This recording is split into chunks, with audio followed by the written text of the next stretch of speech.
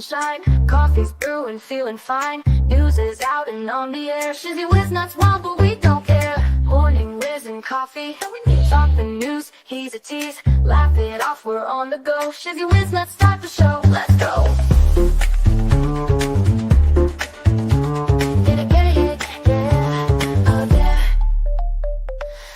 Spinning in the breeze, stupid jokes, he's such a tease. Sip the Java with a smile, pants are off but stay a while. Morning whiz and coffee, talk the news, he's a tease. Laugh it off, we're on the go. Shizzy whiz, let's start the show, let's go.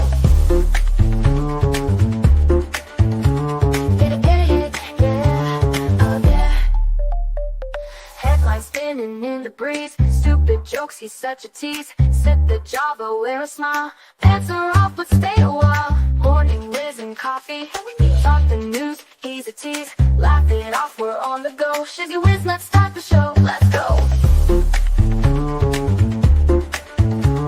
Get it, yeah, oh yeah. Serious is overrated, every day we're caffeinated. Talk the town but in a jest, morning whiz is always best.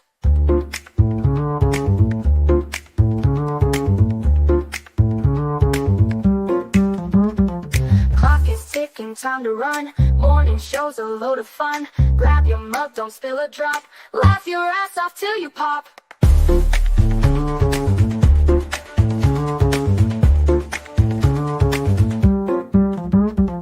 Clock is ticking, time to run. Morning show's a load of fun. Grab your mug, don't spill a drop. Laugh your ass off till you pop.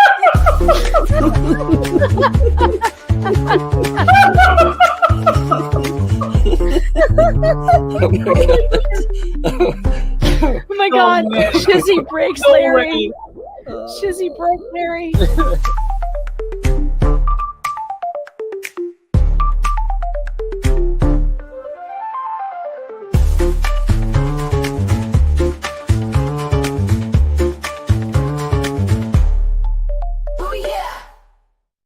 Good morning, everybody. Man, oh man, what do we have here? Look at all you fine people. Yes, you got to see Ballstorm's wonderful intro this morning. Isn't that great? I love that one. Yes, peace of England, peace of Ireland. Oh, it's awesome. It's awesome. Oh, yes, there we go. It is morning. It is morning. Oh, thanks for last night. Had a blast. Yes, it was wonderful. Wonderful. And Volstorm was definitely a good treat to have come on last night. Oh my gosh, you guys were on fire last night. It was wonderful. Man, oh man, oh man. I hope you can hear me okay. But yes, it was an interesting night last night. I mean, some crazy stuff. But so let's this is going to be a good one today. First, I'm going to show you what I found on AP. We're going to go through them pretty quick because I've started pulling up some of PJ Media's stuff and I'm quite impressed with what's available there. Quite impressed. Excellent. Good to see that. So here we'll start out with AP. This is what the AP has to say. Trump says Musk Ramaswamy will form outside group to advise White House on government efficacy. Okay, that's one of their headlines. And then of course we have this one here that says Trump makes a victor's return to Washington to meet with Biden and GOP lawmakers. And then, of course, we have this one here. Fact focus election officials knock down Starlink vote rigging conspiracy theories. Okay. So you're just like, that's cool. And then, of course, you have judge recuses himself in Arizona fake electors case after urging response to attacks on Kamala Harris. And then, of course, the next one we have is anti-abortion advocates press Trump for more restrictions as abortion pills sales spike. Okay. So these are the headlines that are on AP that pretty much are about the only ones that are worth reading. And then I go over to PJ Media Okay. Over to PJ Media. And this is what I have. As Team Trump 47 takes shape, lefties lose what's left of their minds. I mean, or the top 3 ways that Republicans will snatch defeat from the jaws of victory. And then we got Civil War explodes in White House, watches Jill Biden snub Kamala Harris in public. These are the things that you don't see. You don't see coming out of the AP. The AP is almost like they want to ignore what's going on. And these are just the few that I pulled up. Or Oprah, I was paid nothing ever by Harris campaign. So what was that $1 million? See, those are the things that you end up finding out by having a little bit of different news flavor. I love it. I love it. First, let's go through what this one is here and see how fast it falls into probably getting their reporting, their information from somebody that's very, very much into the diversity, equity, inclusion. It's going to be one of those little groups. You can almost feel it just oozing off of them. So what do they have to say? Donald Trump on Tuesday said Elon Musk and former GOP presidential candidate Vivek Ramaswamy, I think that's right. I have a hard time saying his name, will lead the new Department of Government Efficacy, which is not, despite the name, a government agency. Well, despite its name, which says Department of Government Efficacy. That's just a department. Never said it was a government agency. At least it doesn't look like it's an agency. The acronym Doge is a nod to Musk's favorite cryptocurrency, Dogecoin. Trump said in a statement that Musk and Ramaswamy will work from outside the government. So as you see here, it says, of course, it's not a government agency. It's looking at government efficacy to see if they're doing their damn job. Efficiency? Oh, you're right. It is efficiency. Thanks, Jen. I'm blind. Yeah. FEMA pulled out of North Carolina. Oh, we're going into that one too. The government to offer the White House guidance and advice. It will partner with the Office of Management and Budget to drive large-scale structural reform and create an entrepreneurial approach to government never seen before. He added that the move will shock government systems. So far, that sounds good. From Australia. Oh, that's awesome. That's awesome. Love our people in the land down under that live in a biodome in Iowa or Ohio. I'm not sure which one it is. I know it's in Ohio. I'm pretty sure it's in Ohio because it doesn't exist. I'm kidding. We love you guys. It's not clear how organizations will operate. It will come under the Federal Advisory Committee Act, which dictates how external groups that advise the government must operate and be accountable to the public. It could, but it doesn't matter where it comes from if they're making the government run more efficiently and we get rid of waste, government waste, excessive government waste. I don't see how that's a bad thing.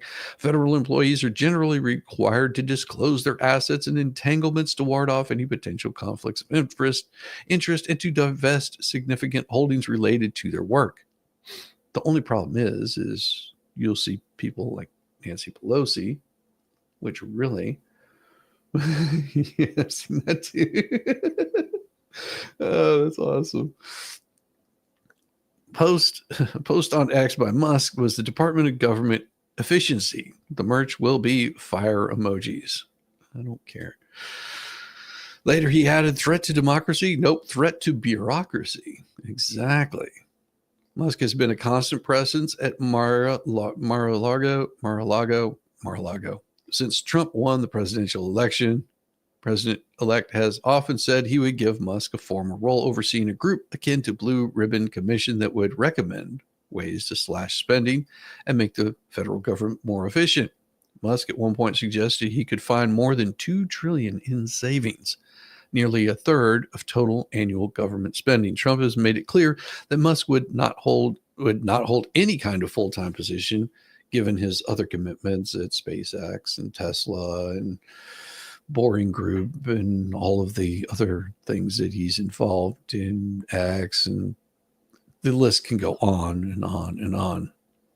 I don't think I can get him full time because he's a little bit busy sending rockets up and all the things that he does. Trump said at a rally in Michigan in September. So back in September, he said that. He said the waste in this country is crazy, and we're going to get Elon Musk to be our cost cutter. Ramaswamy suspended his campaign in January and threw his support behind Trump. Trump said in a statement that two will pave the way for his administration to dismantle government bureaucracy, slash excess regulations, cut wasteful expenditures, and restructure federal agencies. Does any of that sound bad?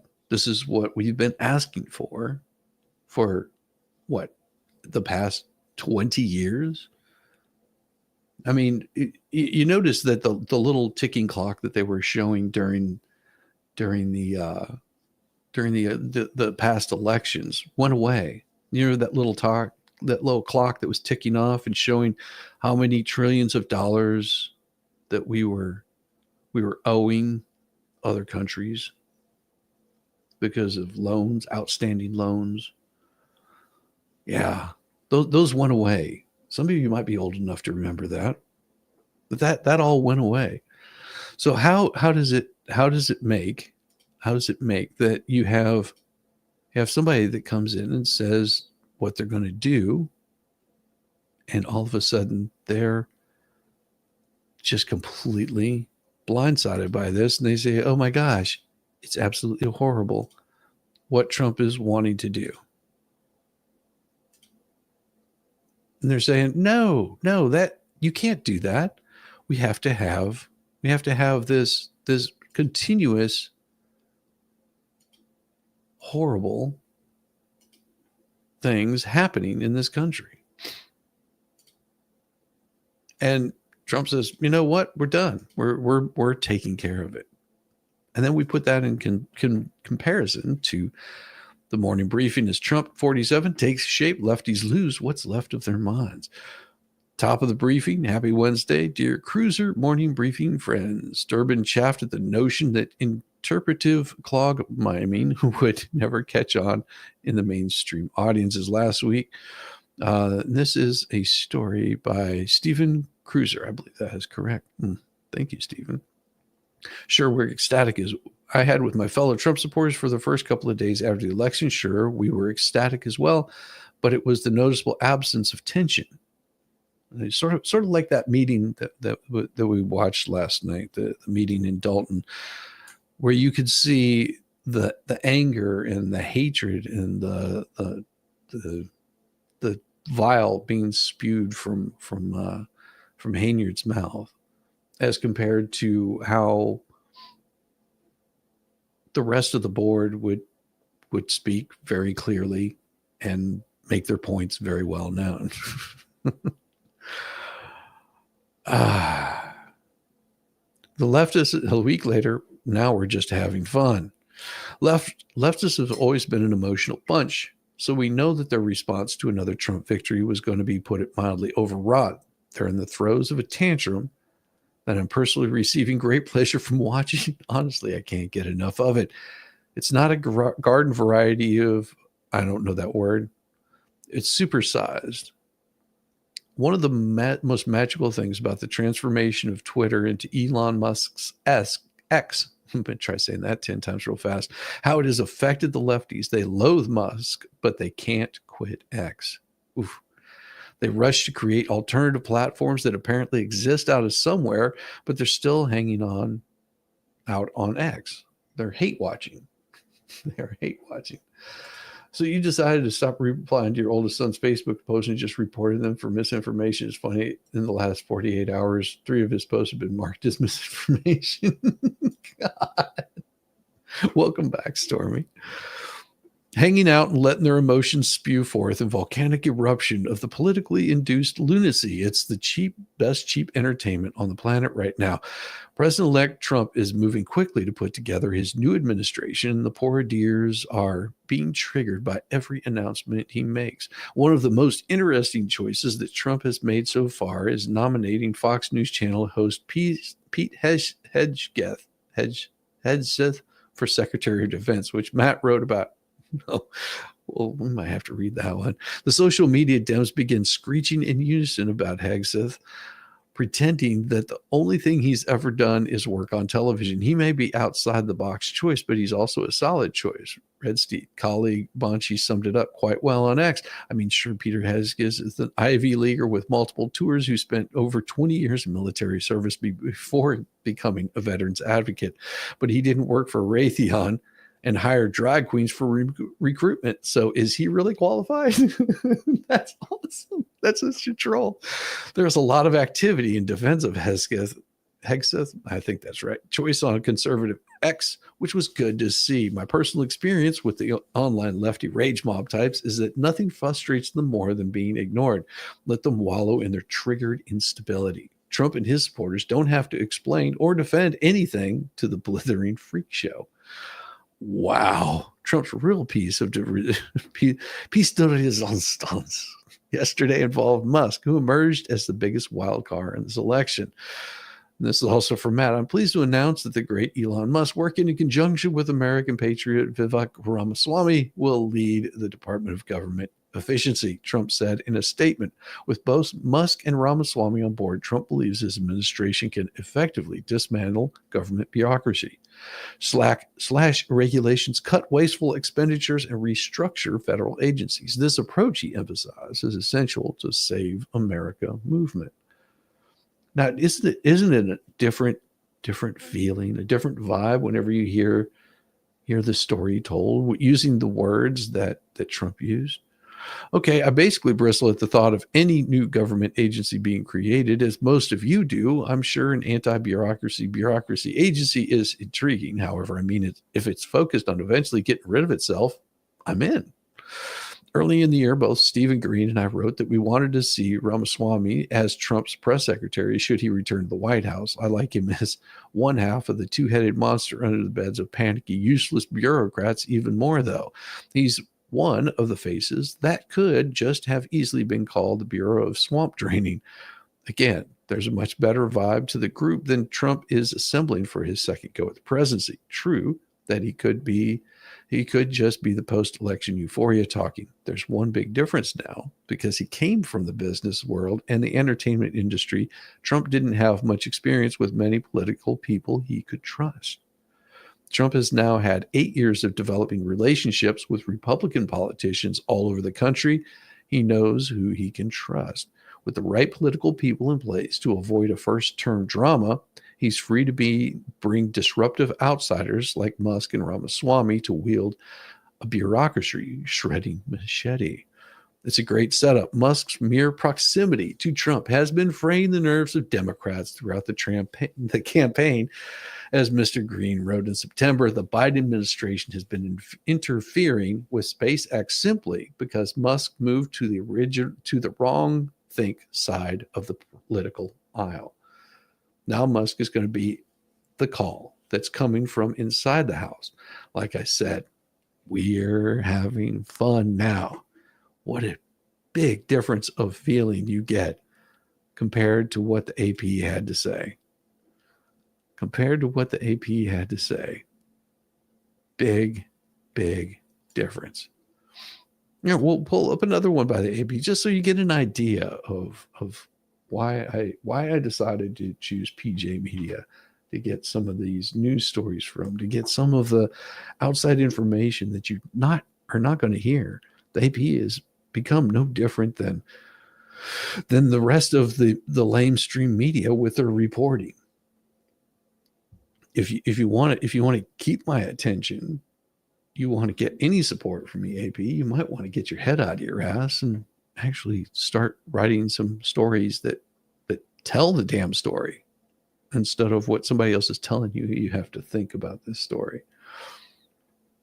Washington, President Donald Trump is making a victor's return to Washington. Joe Biden will welcome him to the White House on Wednesday, that's today, for an Oval Office visit that's traditional part of the peaceful handoff of power ritual that Trump himself declined to participate in 4 years ago.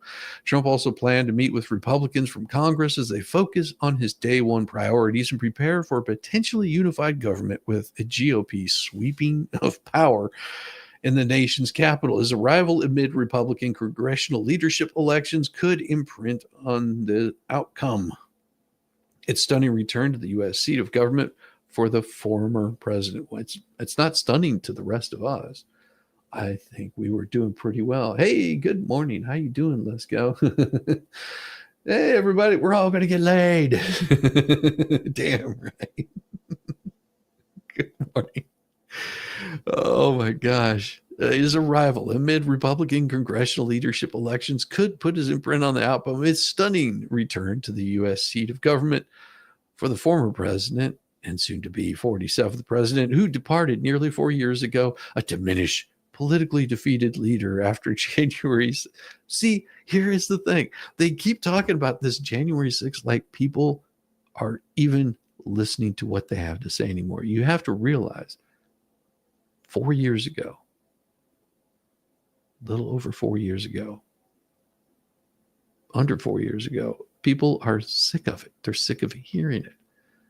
They're just like, you keep going on about this January 6th bullshit. We all saw that there were people that were very upset that trespassed into the White House or into the House to make their voices heard. We saw all of that. We saw how you went after Donald Trump almost immediately. Even after he told people to leave, you're still wanting to blame Donald Trump for that. You haven't stopped. And you want to remind people of this on a daily basis. In a stunning return to the U.S. seat of government for the former president, January 6th, blah, blah, blah. And the Capitol must be preparing to come back to power with what he and his GOP allies see as a mandate for governance. Ahead of the visit, House Speaker Mike Johnson said Republicans are ready to deliver on Trump's America First agenda. Isn't it amazing that they're saying exactly what he has been saying the whole time? America First. Not this Project 2025 or any shit like that, saying America First. After his election in 2016, Trump met with Obama in the Oval Office and called it a great honor, but he was soon back to heaping insults on Obama, including accusing his predecessor of having wiretapped during the 2016 campaign. Well, how did that turn out? How did that turn out? Oh, those email servers, all of that stuff. It wasn't him, but it was his administration. Or is he going to deny that happened? 4 years later, Trump disputed the 2020 election. Yes, he did. But clearly, he lost. I mean, you can argue it any which way, but he lost. Whether the system was rigged against him or whether it wasn't, it doesn't matter. He was not the president of the United States anymore. And for 4 years, 2 years, he sat back and watched Democrats destroy our economy. He watched troops be pulled out of Afghanistan, losing soldiers' lives and supporters of the United States. He sat back and watched in 2 years' time, there's a war going on in Ukraine. A little bit later on, we have another war in the Middle East. And this stuff didn't have to happen. Or we didn't have to be involved in it. Then the president-elect to the White House, he left Washington without attending Biden's inauguration. It was the first time that happened since Andrew Jackson skipped Ulysses S. Grant swearing in 155 years ago. Biden insists that he'll do everything he can to make the transition to the next Trump administration go smoothly. That's despite having spent more than a year for re-election decrying Trump as a threat to democracy and the nation's core values. Biden then bowed out of the race. And I'm sure that he's quite damn salty that Camel Toe came in there and could not hold it together. Do you think Biden, I asked this to last night and was talking with Volstorm, and he said, oh, I think Biden's absolutely salty. I think Jill's just as salty. He goes, I wouldn't be surprised if both of them cast a vote for Donald Trump. I think he's pretty pissed off with the Democrat Party.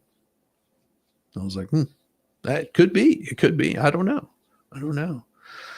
He endorsed Camel Toe to succeed him in the wake of the election. The president abandoned his dire warnings about Trump, saying in a speech last week, the American experiment endures. We're going to be okay. Yeah. That's something I said also. I said, we're going to be okay no matter who the president is. I mean, we just have to make sure that we hold these politicians' feet to the fire. White House Press Secretary Jean-Luc Pierre, whatever her name is, said Biden is committed to making sure the transition is effective, efficient, and he's going to do that because it's the norm, yes, but it's also the right thing to do for the American people because they don't want to see what happened in 2016 happen again. Of course, a lot of people tend to forget what happened last time that Trump was elected. They forget about the mass torching of vehicles, the protests, the people marching down the street, smashing out windows, and none of them being arrested, or very few being arrested. People tend to forget about that. They focus more on January 6th, which lasted for a few hours as compared to the days and weeks that it lasted whenever Trump was elected. The short-term memory, because the mass media doesn't want you to talk about it. They don't want to be reminded of how violent they are. They don't want to be reminded that there's election deniers on both sides. They will go through the top issues, both domestic and foreign policy issues, including what's happening in Europe, Asia, Middle East. Well, why would you be all of a sudden now you're concerned about that? And the president will have the chance to explain to Trump how he sees things and talk to President Trump about how President Trump is thinking about taking on these issues. He doesn't need to. Trump doesn't need to tell him anything of how he plans on handling it. Neither does Biden. Traditionally, as the outgoing incoming presidents meet in the West Wing, the First Lady hosts her successor upstairs in the residence, but Melania Trump isn't expected to attend. Oh, isn't it weird that they just say she's not expected to attend? After his 2016 meeting with Obama, Trump also visited lawmakers on Capitol Hill and will be doing the same on Wednesday, not far from where a mob of his supporters staged a violent attack on the U.S. Capitol, or they were making a protest. Is that a little more like it? They were protesting. They were wanting to hold things up and get a fair count. That's what I heard. But of course, the media wants to tell you differently. When Trump left Washington in 2021, some top Republicans had begun to decry him from his role in helping incite the Capitol riot. But in his win last week's election, completes a political comeback that has seen Trump once again become the unchallenged head of the GOP. It's not the first time Trump has returned to the Capitol area since the end of his first term, though. They hosted him over the summer as Trump was again solidifying his dominance over the party. His latest visit comes as Republicans who wrestled the Senate majority. It's unclear whether Trump will also visit the Senate, which is entangled in a more divisive closed-door leadership election. No, I'm sure that he'll make his rounds, but they are so salty. They are exactly the salt. They're exactly the salt that he is so sick of the way that it's been running. It is amazing that they've forgotten so quickly. So quickly.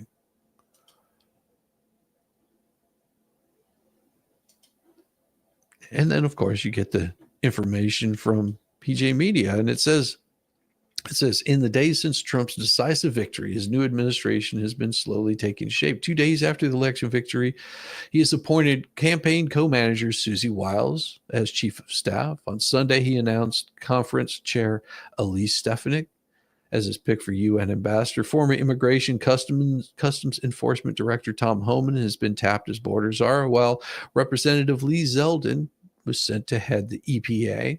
Senator Mark Rubio is reportedly the choice for Secretary of State, and Kristi Noem has been selected as Secretary of Homeland Security. Additionally, Trump announced Tuesday that former Arkansas Governor Mike Huckabee will serve as his envoy to Israel. Left can't cope. Donald Trump is wasting time selecting loyalists to join his administration, stocking the White House in his cabinet with MAGA diehards, lamented Rolling Stone magazine. Axios whined that Trump is putting a premium so far on picking people who are both experienced and MAGA loyalists. Transition insiders tell us. Former Obama advisor David Axelrod observed that Trump is stocking his admin with seasoned loyalists who will not guide but rather be guided by him. Yes. My best friend was from Texas. She passed away in 2012. Sorry to hear that. And so on and so on. To them, I say, so what? Let's be honest. He's doing nothing that his predecessors before him haven't done, even after they pledged to do otherwise. In 2008, Barack Obama promised he wouldn't surround himself with yes men and proceeded to surround himself with radical yes men. During the 2020 presidential campaign, we were treated to rumors that Biden was considering picking Republicans to serve on his administration. John Kasich, Jeff Flake, and Charlie Baker kept showing up, but while none of them were true conservatives, these trial balloon rumors sent a message to independents and anti-Trump Republicans nationwide that Biden would be middle-of-the-road president. That didn't happen at all. After Joe Biden was declared the winner of the 2020 election, he quickly started selecting people to serve in his administration. While he may have assembled a cabinet showcasing diversity in race, gender, or sexual orientation, it fell short of diversity of thought. Biden surrounded himself with loyalists and former Obama administration retreads, creating a team of left-leaning yes men. He was well within his right to do so, too. It wasn't that what he promised. It also wasn't surprising. Honestly, the only thing shocking about Biden's elections was that so many people actually deluded themselves into thinking Biden would assemble an ideologically diverse cabinet. Yes, the media treats Trump's selection of loyalists like it's something terrible and unprecedented. It's not. Frankly, Trump didn't do that the first time, and it caused a lot of problems. That he's picking people who won't undermine him is a good thing. I can't wait for the new administration to get to work and clean up this mess done by Biden and Harris. Yeah, and then he went to the beach. Exactly what happened. Then he went to the beach. It's crazy that they're so freaking out over one side that don't listen to the other.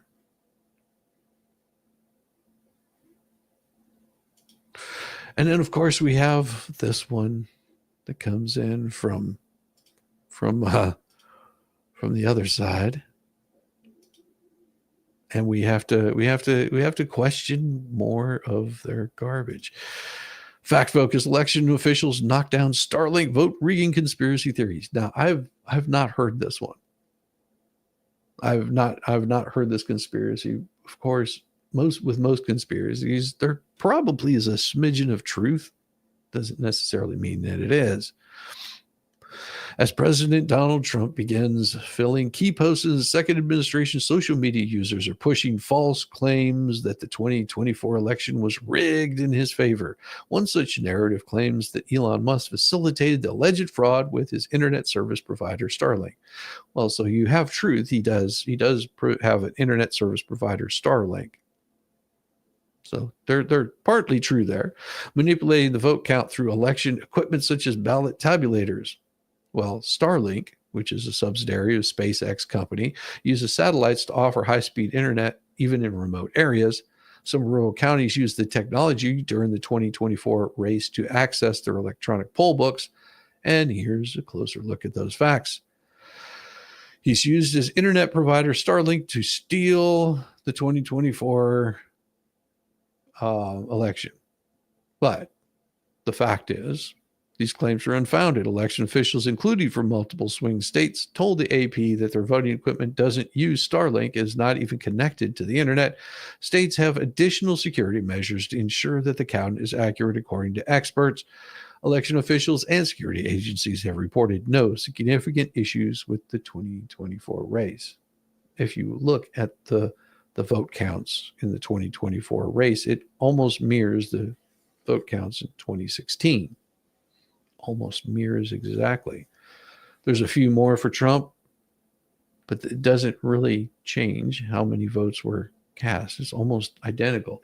It's 2020 that has a weird anomaly of this spike of 20 million votes. Amazing. It's the same amount of dollars that Camel Toe owes. It's not possible that Starlink was used to hack or change the outcome of a U.S. election. Founder and executive director for the Center of Election Innovation and Research wrote an email. This is quite simply did not happen, could not happen, thanks to security measures we have in place. And these conspiracy theories echo other disinformation we've heard over the past several years. Isn't that amazing? The same garbage that we've heard. This Becker further explained that the country's nearly 10,000 election jurisdictions use a wide range of voting machines that are not connected to the internet while voting occurs, and that nearly all votes are recorded on paper ballots, which are audited by hand to confirm the election results. Electronic tabulators.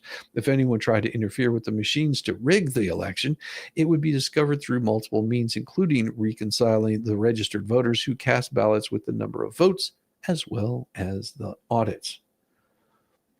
Certain jurisdictions in a few states allow for ballot scanners and polling locations to transmit unofficial results using a mobile private network after voting has ended on election day and the memory cards containing the vote tallies have been removed. Election officials who allow this say it provides for faster reporting of unofficial election results on election night. They say the paper records of the ballots cast are used to authenticate the results during post-election reviews, and that those records would be crucial to a recount if one was needed. Computer security experts have said this is an unnecessary risk and should be prohibited. Cybersecurity infrastructure director said in a statement that no evidence of any malicious activity that had a material impact on security or integrity of our election infrastructure. Despite the lack of evidence, many on social media suggested Starlink could indeed have been used to steal this election. That's not how it works. Tar Heel State prohibits the voting system being connected to a network. We don't use Starlink equipment in any part of our elections. Some posts reading online pointed to a local news segment in which the registrar of voters in Tulare County, California, noted that internet connectivity in the county's poll sites was improved this year thanks to Starlink.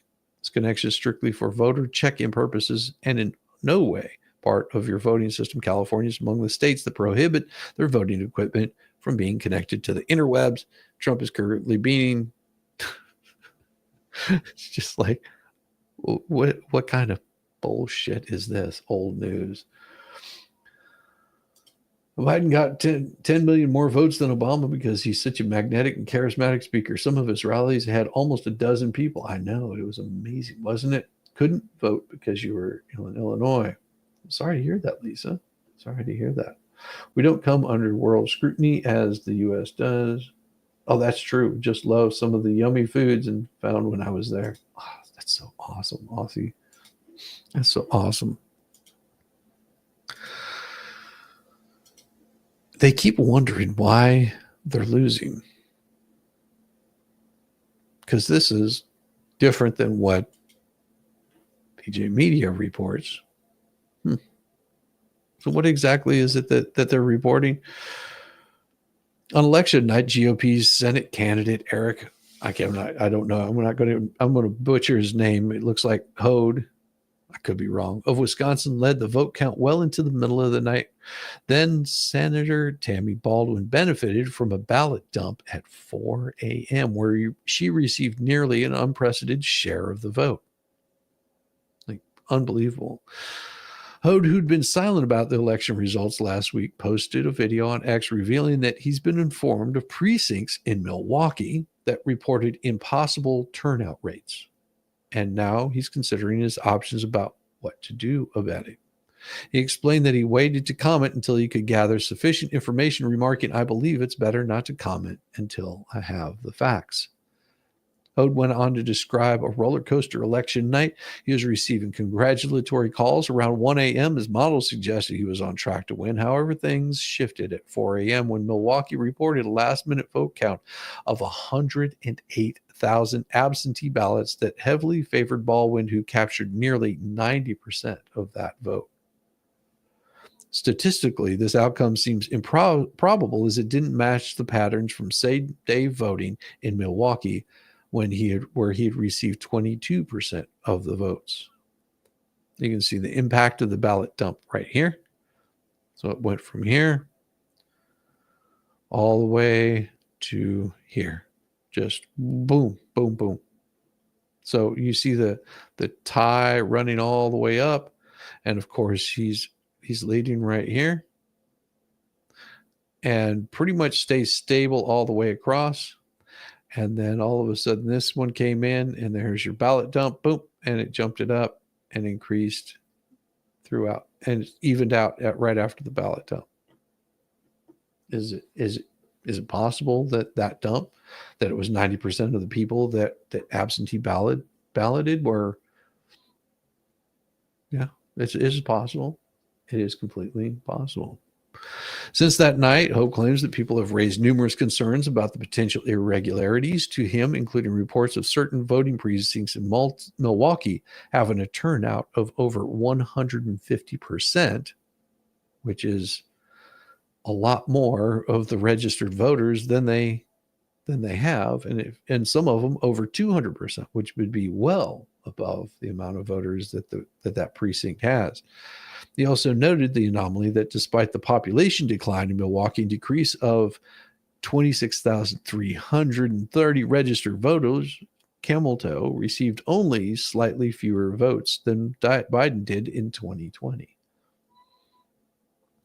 Hode contends that Democrats manipulated the race by propping up phony third-party candidates to siphon votes away from him. Well, that could happen. Additionally, Hove criticized Wisconsin and Milwaukee's election commissions for their lax approach to maintaining voter rolls, which he says fuels distrust. We currently have almost 8 million registered voters on our voter rolls with only 3.5 million active voters, questioning the commitment of these bodies to fair and accurate elections. Though supporters have urged him to contest the results, Hode says that he would take time to weigh his options carefully, noted the limited scope of a recount and examining the integrity of individual ballots, pointing out there are meaningful limits on a recount because they don't look at the integrity of a ballot. He concluded by promising to make an announcement after finalizing his decision, emphasizing that his goal remains to restore trust in our election, reduce divisions, and focus on building a better Wisconsin for everyone. We will continue to monitor the story as new developments occur. Now is the perfect time to show your support for independent journalism by becoming a VIP member. Your ability to deliver that in-depth coverage thanks to the backing of the VIP community, which I am a member of. I'm not denying this here. Celebrate the victory. You can now take advantage of an offer on their PJ Media website with a code FIGHT.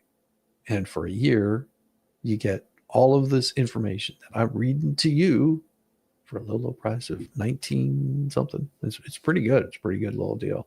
And no, I'm not paid by PJ Media to do this at all, but they do have a 60% membership for PJ Media. That's pretty cool. I would suggest doing it if you want to spend $20 for a year's worth of news. This is a pretty sweet deal. Pretty sweet deal.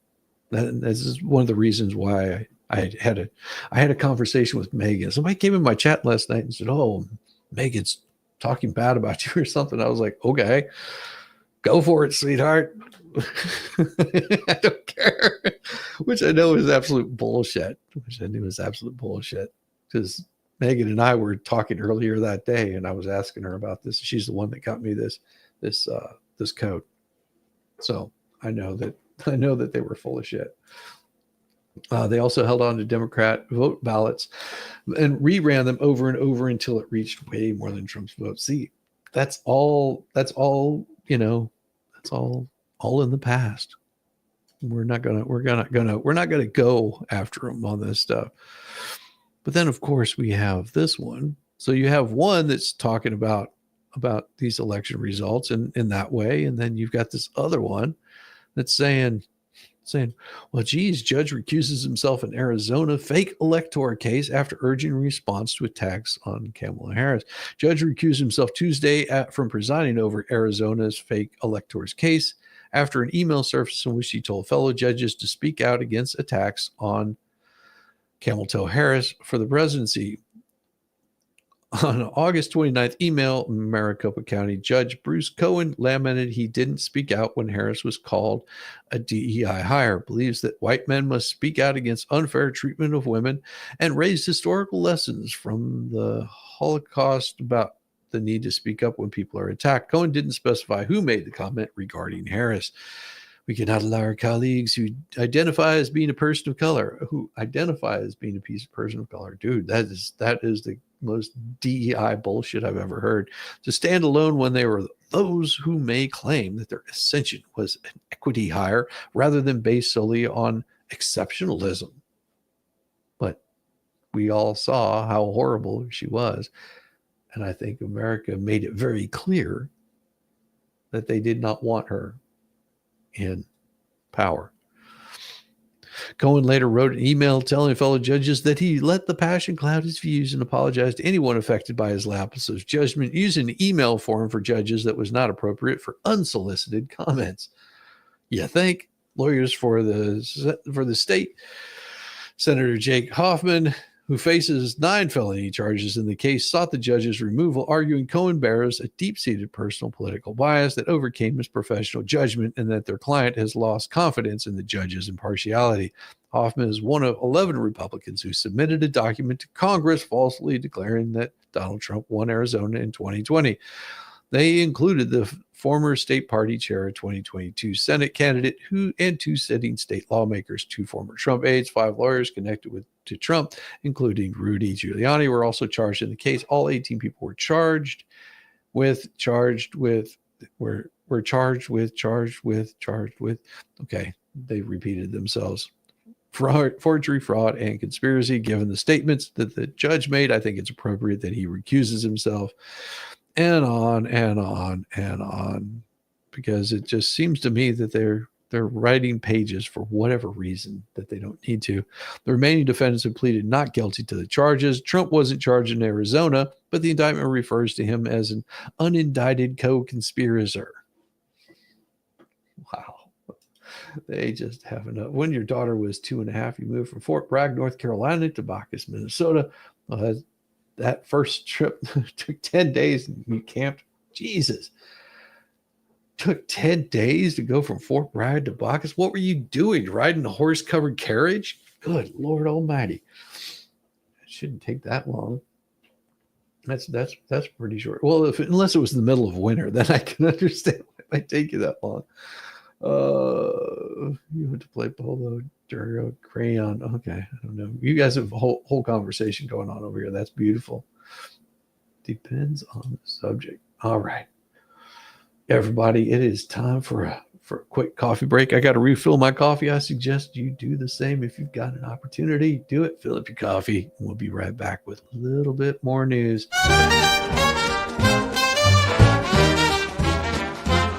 Sandy shores, get a tan, Rambo the orangutan. Driving a golf cart, oh man, Rambo is half crazy, yes he can. Well, that SOB's a sight to effing see. Oh, Rambo's rolling, as the sun he's free at last. While Shizzy has his coffee, these two are having an effing blast.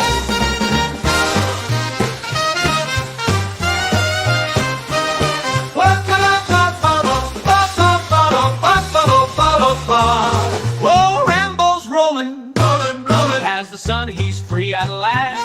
While Shizzy has his coffee. These two are having an effing blast. Shizzy on the dunes, coffee in hand. Rambo is a loon, and Shizzy is, well, that is too dirty to say here.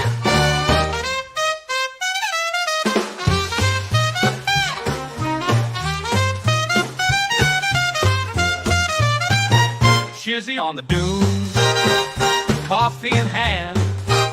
Rambo is a loon, and Shizzy is a, that is too dirty to say here, Oh, Rambo's rolling, has the sun, he's free at last. While Shizzy has his coffee, these two are having an effing blast. Otters in the surf, hummingbirds in the sky. Rambo honks the horn and spits in Shizzy's eye. Oh my! Oh, Rambo's rolling, has the sun, he's free at last. While Shizzy has his coffee, these two are having an effing blast. Oh, Rambo's rolling. Rambo takes a turn, driving to the waves. Otters wave their paws, telling Rambo, not sure, but if you could understand, Otter, it probably wasn't nice.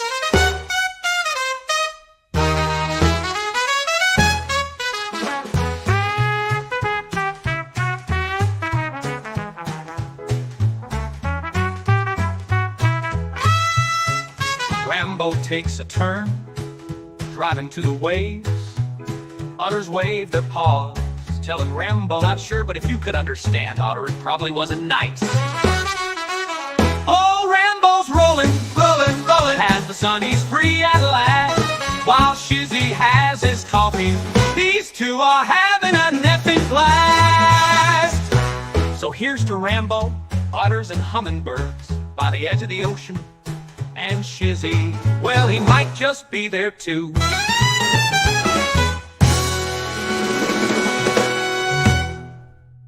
Well, here's to Rambo, otters and hummingbirds by the edge of the ocean. And Shizzy, well, he might just be there too.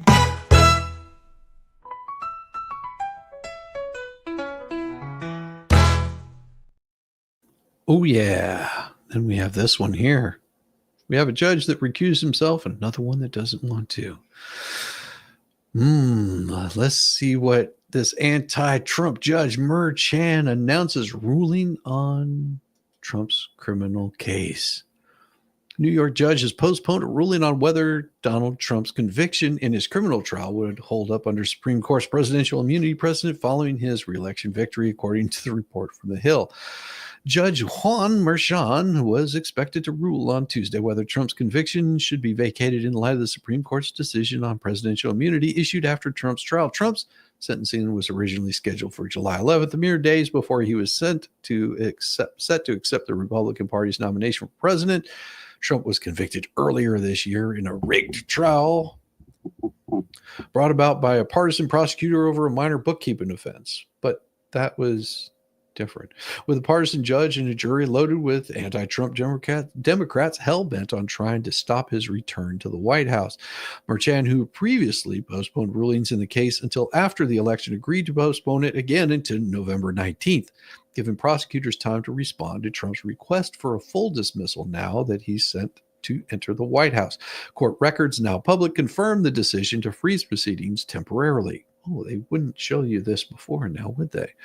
Trump's sentencing, which would be the first of any former president, is scheduled for November 26. He was convicted on 34 felony counts of falsifying business records in connection with a hush money payment made to Stormy Daniels ahead of the 2016 election to conceal an affair, which he denies. Trump's attorneys believe his election as president compels the dismissal of these criminal prosecutions. The stay, the dismissal are necessary to avoid unconstitutional impediments to President Trump's ability to govern. Trump attorney Emil Bove wrote in an email to the judge. Manhattan District Attorney Alvin Bragg office agreed to delay the proceedings as they assess how to respond to Trump's demand.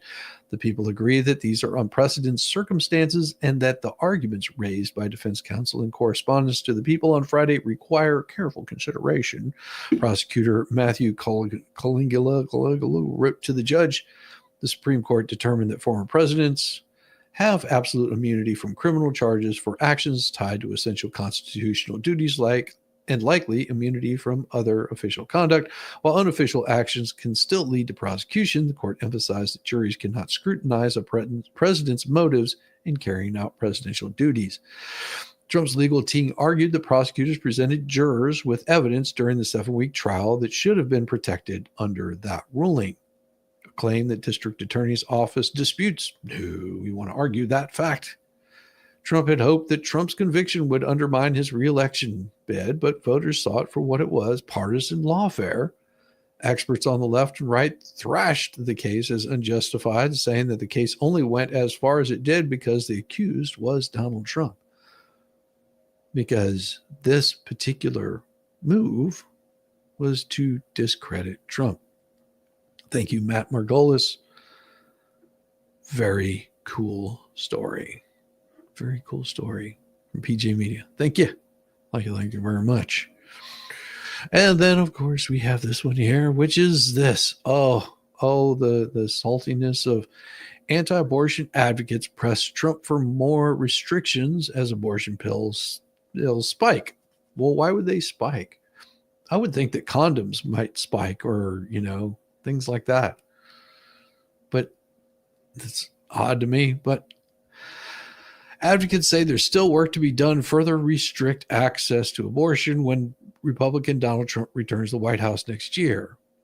So these are just advocates. This is Trump. This is Trump saying, I don't think the federal government should be dictating these kinds of rules. This is why the Supreme Court of the United States of America kicked Roe v. Wade out in the first place. It had nothing to do with that. That right there should not be the federal government dictating what women do. Shouldn't be dictating what men do. Federal government shouldn't be mandating people in their own health care, or whatever you want to call it, that the states would be in charge of that. Let the states handle this. They're big boys. They don't need the federal government to do this. Even Ruth Bader Ginsburg, hardcore lefty, agreed with this. They point to the federal guidance that the administration, Joe Biden, released around emergency abortions, requiring that hospitals provide them for women whose health is life at risk. But most states already have that. Requiring that hospitals provide them for women whose health or life is at risk, and easing the prescribing restrictions for those kinds of pills that allow women to order the medication online with the click of a button. Now begins the work to dismantle these policies of Biden and Harris administration. President's first term pro-life accomplishments are the baseline for his second term. That's not true. And he's made this multiple times. He said this multiple times. BBS. The cold made us go out and buy winter clothes on credit. Oof. Now the work begins to dismantle. The group declined to release details about what specifically they will seek to undo, but these advocates are bracing for further restrictions once Trump takes office. That would be up to your states. Trump has already said that if anybody tries to pass this or put it across his desk, that he's not signing it. He does not think that the federal government should be involved in this. Don't waste your time with it. This is what he said multiple times. Don't waste your time with this bullshit. It is a waste of time. He's been telling congressmen, senators, don't waste your time with this bullshit by bringing it to me because I'm not signing anything of the sort. This is a bad case law. R&W said it would fall because it was bad case law, but did her fellow goons listen? Nope. I'm believing I'm coming to where you are. Trump has said it is an issue for the states, not the federal government. Yet during the campaign, he noted that appointed justices to the Supreme Court, who were the majority, striking down there is no right. There has never been a right. There's never been that right. Ever. Ever, ever has there been a right. And there are new things there are things this administration could do, from picking judges to issuing regulations to no. And he's already right here, the first line. Trump has said abortion is an issue for the states, not the federal government. That's it. The rest after this has nothing to do with him. And these are not things that he said. Trump unlikely to require emergency deletions from hospitals. They're expected to pull back the controversial directive that requires emergency rooms. No, because then you've got a battle. Then you've got a legal battle between the state and doctors. They don't realize Biden administration that argued that the decades-old federal law, which requires hospitals provide stabilizing treatment for patients in exchange for Medicare funding. Oh, Medicare funding. So it's for the poor only. I see. Reports of women being sent home or left untreated by hospitals is a dangerous scenarios. Oh yeah, they're because they wanted to say that women were doing this with clothes hangers and back alleys and that kind of thing. Yeah, that was their claim.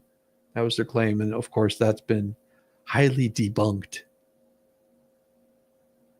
Hospitals said that those stopped them from terminating. No, it never stopped them from terminating.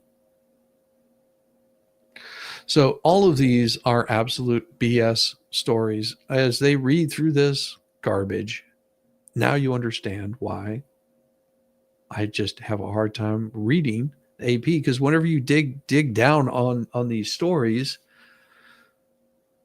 you find that they're absolute garbage.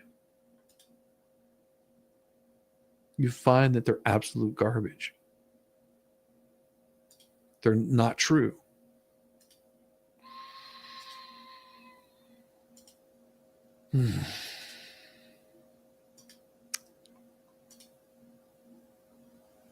And if you're wondering why do you believe those are not true, it's warning. Unattractive women are swearing they're done with men. About 6 or 7 years ago, who wrote this? This would have been John Pinsker. About 6 or 7 years ago, he did a PR for a conservative filmmaker who had just spent $3 to $5 million of his own money on an independent movie about the Constitution. It wasn't a bad film, but it wasn't particularly good either. Very paint by numbers, but with its content and positioning, they figured it wouldn't be too difficult to generate some nice publicity with right-leaning media outlets. Unfortunately, they ran into an unexpected roadblock. The filmmaker was a prominent Scientologist, a not so unexpected phenomenon there in Tampa Bay area because the city of Clearwater is home to Scientology spiritual headquarters. Scientology owns a slew of buildings in the downtown area. If you've lived there long enough, you get accustomed to it. After a while, it's sort of no big deal. Like anything else, eventually the novelty wears off. But outside of Tam, at the moment, anyone from CPAC or other conservative gatherings Googled his name and uncovered the Scientology connection, they ghosted him. It became so problematic that we actually had to hire a well-known conservative actor who was completely unconnected with the movie to stand in and do media for us. The actor was very easy to book. He did Mike Huckabee's TV show and lots more. But while I was working with them, I kept thinking, oh man, I just know they're going to try to recruit me into Scientology. Oof, I don't want that. Gross. But I guess I got to be polite and respectful. Jeez, this is going to be so awkward. Guess what? They didn't try to recruit him. Which, if he's being honest, kind of made him angry. I was like, hey, I'm good enough to join your cult. Come on, at least pursue me a little bit. Show some respect. What sort of Scientologists are you guys? And that brings him to the Newsweek story released today. Women embracing the no sex kids men 4B movement after Trump's win. My esteemed colleague, Megan Fox. Oh, isn't that special? Look at that. Megan Fox is being mentioned here. Gave her perspective as a conservative woman in a fantastic, hilarious piece. We're going to check that out. We're going to check that one out. But since the victims of this no nookie boycott are my Y chromosome brethren, I thought it necessary to include the male perspective, which is we're cool with it. Have fun, ladies. First of all, learning that a bunch of girls don't want to sleep with us isn't exactly shocking. I mean, we own mirrors. We know what we look like. If anything, it reminds us a lot of high school. Frankly, we're surprised anyone wants to sleep with us, period. True. I don't even know what my wife is thinking. We're really not that delusional. Liberal Wyman are relying on the stereotype of the obvious arrogant dude who thinks he's God's gift to women, but most of us have been slapped in that face by reality enough to know better. Second of all, we know you ladies don't really truly mean it. No, that's why we laugh. When it comes to men, women are ruthlessly competitive. They'll stab their best friend in the back with a stiletto heel. They'll lie, steal, stalk, and deceive. I don't know if it's all fair as in love and war, but when it comes to love, there's zero rules, laws, UN restrictions, or Geneva Conventions. We know how you women are. You women are vicious towards one another. Anything goes, and it usually does. Personally, I like it when a lady shaves her armpits and legs, but if all women got together and refused to shave, it's not like I'd start dating dudes. And not just because men are even hairier, it's because women have a monopoly on women. You know, that 50%. Y'all control 100% of that supply. And if every woman on earth refused to shave, men would go along with it. But that'll never happen because women are insanely competitive with other women. It's pathological. The moment one lady realizes she can land the man of her dreams by shaving her pits, she'll have hairless armpits in a nanosecond, and she'll hit the club wearing a tank top, stretching her arms like she's the first baseman chasing after a bad throw. Oh, this guy's awesome. I love this guy. This is awesome. By the end of the evening, all the other ladies will have shaved their armpits too. There's no honor among you women. Oscar Wilde wasn't exactly a cad with women, but he authored one of the best ever quotes about relationships. You don't love someone for their looks or their clothes or their fancy car, but because they sing a song only you can hear. With all due respect to these liberal ladies and their anti-MAGA sexual boycott, they're missing the larger point. Sex is just an act.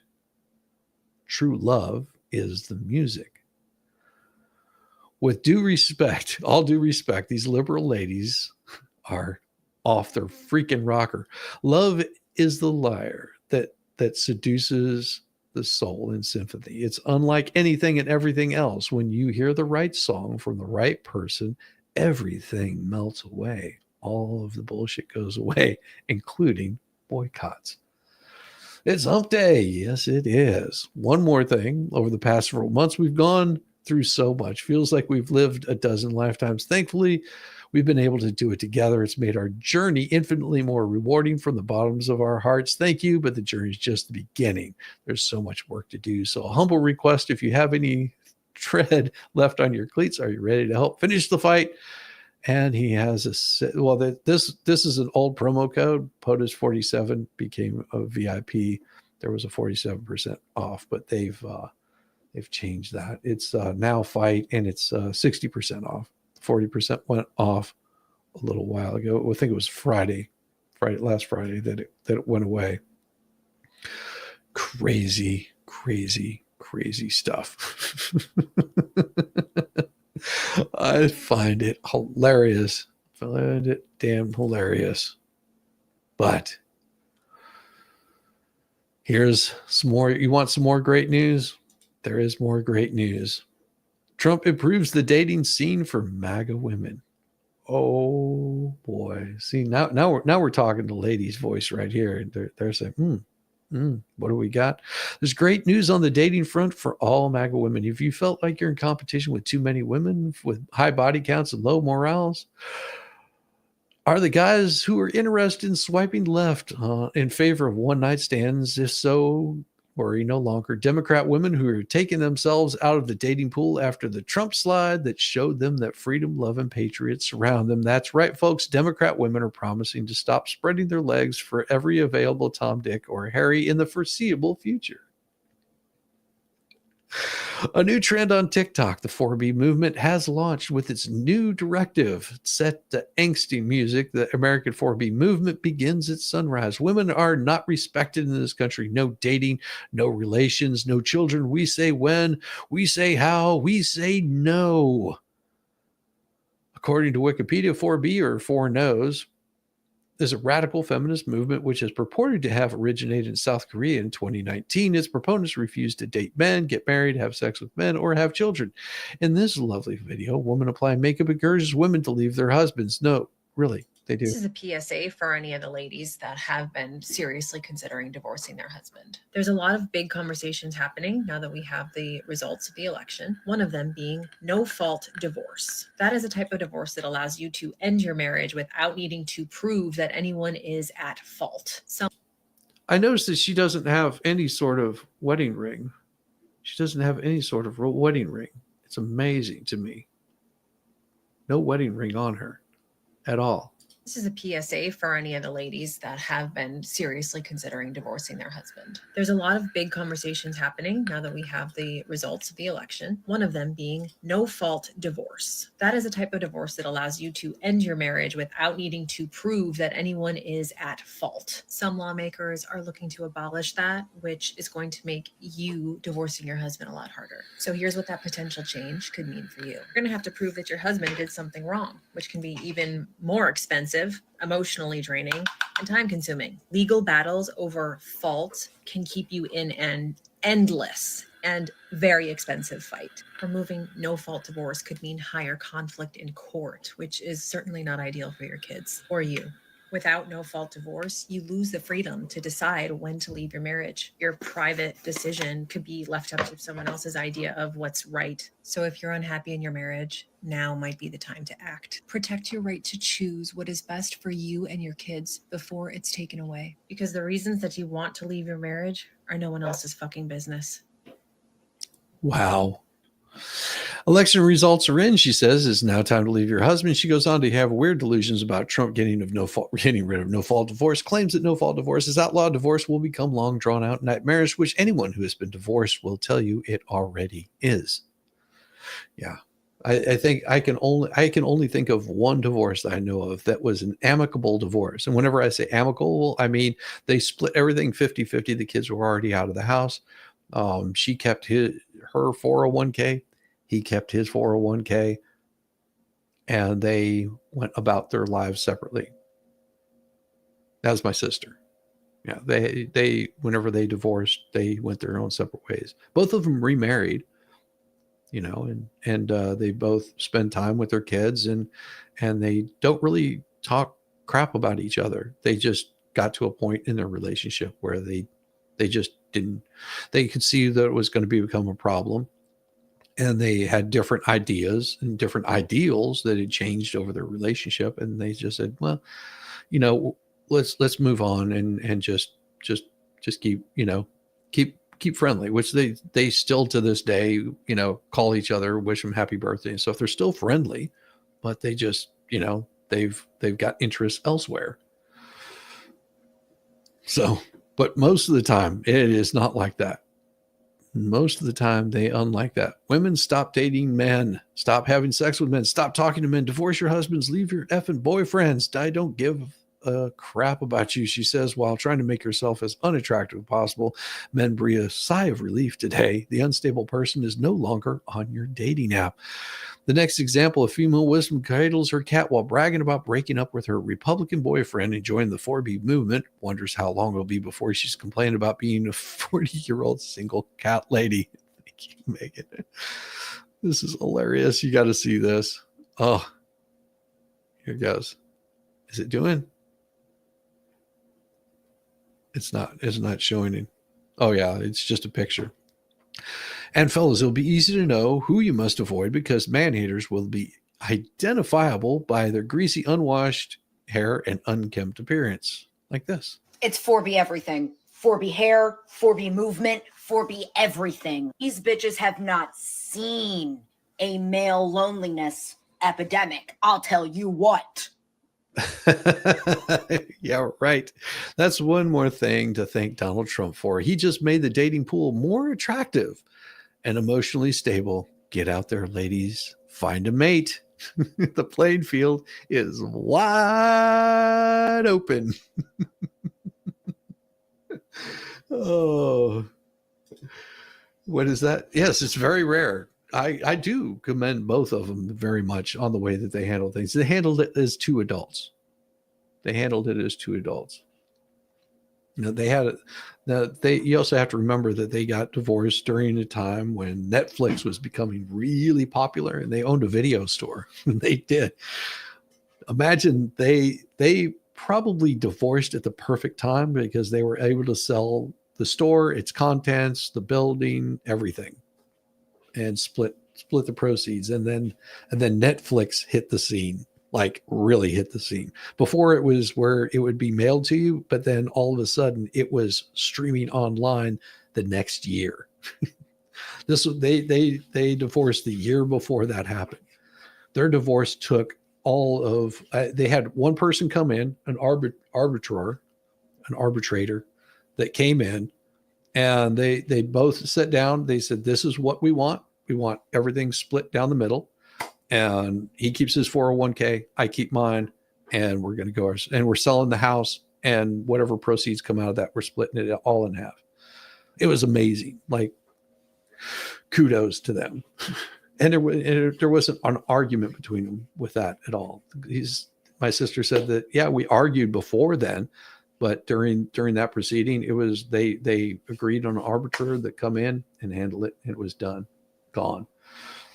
Being honest, your grandma was cheating and petitioned for a divorce back in the 60s. She cited mental cruelty, which bullshit. Grandpa loved her. She abandoned him and your mom.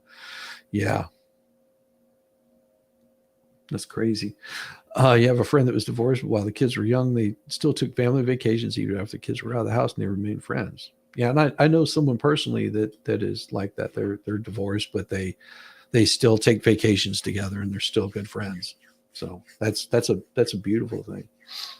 It's a beautiful thing. Welcome back, Lisa. Welcome back. Got your husband. What was that? Your hubby stood by your side even though you slept 20 hours a day, but still felt drained until you got tested for sleep apnea, and now you have a CPAP machine that enables you to sleep for real. That's a good thing. You have an aunt and uncle that divorced each other 4 times. They're still together. Not sure if they're married now or not. Oh, that's crazy. Oh, and we got more. Oh, we've got so much more. The top 3 ways that Republicans will snatch defeat from the jaws of victory. About a month ago, this is Scott Pinsker again. Excellent. He was working at Donald Trump's 2024 campaign headquarters, fine-tuning their short-term PR strategy when campaign manager Susie Wiles burst through the doors. She was very upset, but I'd been lying if I said I was surprised. She liked to do things one way, I preferred another. Eventually, something, or more specifically, someone had to cede to the other. Before she could even say a word, I rolled the dice and spoke first. I know what you're thinking, Susie, so let's just lay all our cards out on the table. You're going to try to replace me as Donald Trump's official PR expert, aren't you? Her answer surprised me. Scott, you were never our PR expert. You kept climbing through the window and breaking into our office, and then you eat everyone's snacks. Please go away and leave us alone. Still, there was an unmistakable glint in her eye that told me we'd be working together again. That yes, this chapter might have come to an unfortunate close, but thrilling stories are yet to be written. And once my restraining order expires, I'll ask Susie all about it. Until such time, conservatives have been surveying the bounty of last week's MAGA victory, feeling triumphant. There's a sense of unabashed optimism. but too much optimism. If you're a conservative, it also feels a little bit like Lucy yanking the football away from Charlie Brown. Yeah, we won the election, but now we kind of sort of expect something to go wrong. It's the political version of battered wife syndrome. We're conditioned to expect abuse, neglect, dishonesty, and disappointment from our leaders on Capitol Hill. This time, however, our political opportunity is multi-generational. The Republicans will have control of the White House, the House of Representatives, the Senate, the Supreme Court for at least 2 years. Plus, most governors' mansions, such an alignment is rarer than Haley's comment, and thus the cost of squandering it would be incalculable. It would be akin to final winning the Mega Millions lottery after decades of trying, then torching your ticket before you cash it in, which is why, despite the euphoria from Election Day, pessimism abounds, and deservedly so. Conservatives have been burned so many times that we instinctively flinch at the TV news crawl. Oh no, what went wrong this time? Uh-oh, George. So without any further ado, here are the top 3 ways the GOP might somehow, some way, screw this up, which we're watching and waiting for. One, the Democrats successfully pry away enough rhinos. We know what rhinos are, to render our legislative majority null and void. It's a play from their opposition handbook that they previously used to short-circuit GOP control. As we've noted, historically, Democrats and or media have been successful at seducing spineless, insecure Republicans. We've seen it happen before. Rush Limbaugh renamed him Jumpin' Jim when Senator James Jeffords left the GOP in 2001. It gave Democrats control of the Senate. And if and or when the Democrats find themselves within striking distance of a majority, a similar play is coming. But even without clear-cut party defection, all the Democrats need are a few GOP congressmen or senators that they can intimidate, bribe, strong-arm, and cajole into voting no enough times to bottle up legislation. And it won't take much. 2 or 3 rhinos is more than enough to stall legislation, preventing it from ever escaping its various committees. Number 2, misplaced Republican priorities. Yes, Trump and the GOP won a mandate, and yes, that means something. As Obama so famously noted, elections have consequences, but a mandate to do what? The voters are suffering from sky-high inflation, economic hardships, which is part of sky-high inflation, the rising cost of housing, the ripple effect of a broken immigration system. If Trump and the GOP focus like a laser beam on these issues, the American people would be ecstatic, and they'll reward the Republicans electorally. Now it's time to give the people what they want. But if GOP lobbyists subvert the agenda, pursue other interests, the American people will revolt. They'll feel cheated, deceived. It's critical for the Trump administration to set this tone early, lest the Democrats and or media try to define our agenda. Again, they did this in 2020. They did it in 2016, and you need to avoid that. 3, unforced errors.